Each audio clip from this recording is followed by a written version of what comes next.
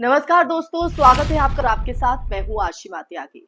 दोस्तों सोचिए जरा, जिस देश में गोली मारो चिल्लाने वाले आज सत्ता के सिंहासन पर बैठे हों, उसी देश में उसी देश में शांति और संविधान की बात करने वाले 5 साल से जेल की सलाखों में सड़ रहे हैं।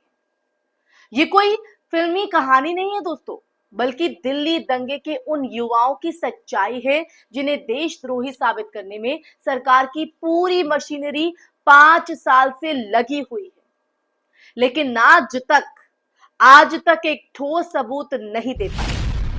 दिल्ली दंगे का नाम आते ही मीडिया में जैसे ये तय कर लिया गया था कि दोषी सिर्फ वही होंगे जो नागरिकता संशोधन कानून यानी सीएए के खिलाफ सड़कों पर उतरे।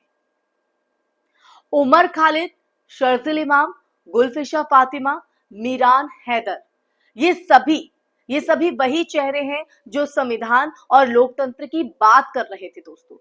लेकिन उनके खिलाफ लगाए गए यूएपीए जैसे कठोर आतंकवाद विरोधी कानून ने उनकी जिंदगी की जो घड़ी है वो वही रोक दी। 5 साल बीत गए, न मुकदमा शुरू हुआ, न सबूत मिले, पर जेल के दरवाजे अब तक उनके लिए बंद हैं। सोचिए, जिस कानून यानी यूएपीए का इस्तेमाल आतंकियों के लिए होना चाहिए, आज उसका इस्तेमाल आज उसका इस्तेमाल सरकार से असहमति जताने वालों के लिए हो रहा है। सुप्रीम कोर्ट में उनकी जमानत याचिका सोमवार को फिर टल गई। अब सुनवाई 6 नवंबर को दोपहर 2 बजे होगी। ये जो तारीख है वो काफी अहम होगी, लेकिन ये टलना भी एक प्रतीक है कि भारत में न्याय की घड़ी कितनी धीमी हो चुकी है। इतनी धीमी हो चुकी है ये रफ्तार कि लोग अब उम्मीद छोड़ते जा रहे हैं न्याय को लेकर। दिल्ली पुलिस की भूमिका इस पूरे मामले में सवालों के घेरे में है। वो क्यों है? दरअसल जब जज ने खुद पुलिस से कहा था कि हमारे पास गोली मारो वाले वीडियो हैं, आपके पास नहीं है, तब साफ हो गया था कि जांच सिर्फ एक दिशा में चल रही है, सिर्फ एक दिशा में। कपिल मिश्रा खुलेआम धमकी देता है, दिल्ली पुलिस से ये कह देता हूं कि 3 दिन में सड़कें खाली नहीं हुई तो हम खुद कार्रवाई करेंगे, और अगले ही दिन दंगे भड़कते हैं, माहौल बिगड़ता है, लेकिन ना एफआईआर होती है ना गिरफ्तारी। और दूसरी तरफ उमर खालिद, जिसने अपने भाषण में सिर्फ अहिंसा और गांधी का नाम लिया, उसे आतंकवादी बना दिया गया।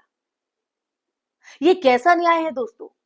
कैसा न्याय, जहां गोली मारो कहने वाला मंत्री बनता है और शांति रखो कहने वाला आतंकवादी। यही दोहरी व्यवस्था देश के न्याय तंत्र की सबसे बड़ी विडंबना है, जो एक बड़ा प्रश्न चिन्ह भी लगाती है। और ये जो माहौल बनाया जाता है, इस तरह के बयान दिए जाते हैं, इन्हें जस्टिफाई कौन करता है? ये जो दोहरी व्यवस्था है, देश के न्याय तंत्र की सबसे बड़ी चुनौती इस वक्त बन गई है। जामिया और शाहीन बाग की घटनाओं को आप याद कीजिए दोस्तों। 2 हिंदू युवकों ने कैमरे के सामने आकर मुसलमानों पर बंदूक तानी, गोली चलाई, लेकिन उन्हें उन्हें तुरंत जमानत मिल गई। वहीं वहीं जो हथियार तक को हाथ नहीं लगाए, वो 5 साल से बिना मुकदमे जेल में मौजूद है, जेल में सड़ रहे हैं बिना किसी सबूत के। ये केवल एक केस नहीं, बल्कि भारत के लोकतंत्र के गिरते स्वास्थ्य की रिपोर्ट भी है। जी हाँ, रिपोर्ट कार्ड।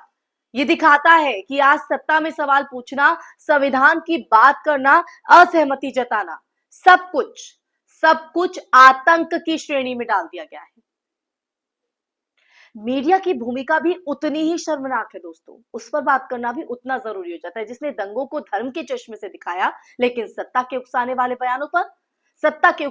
बयानों पर कोई बात नहीं, चुप्पी साध ली गई।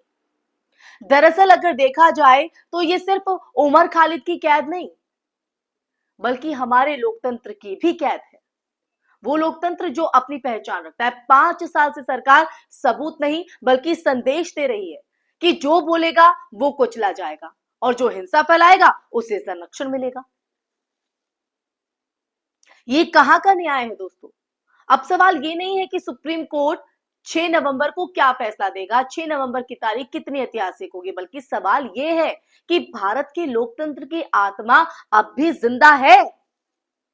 क्या हम सच में कानून के राज में रह रहे हैं या सत्ता की इच्छा के राज में? दोस्तों, जब तक एक तरफ गोली मारो बोलने वाले मंत्री बने रहेंगे और दूसरी तरफ संविधान जिंदाबाद बोलने वाले जेल में रहेंगे, तब तक भारत की आजादी अधूरी रहेगी।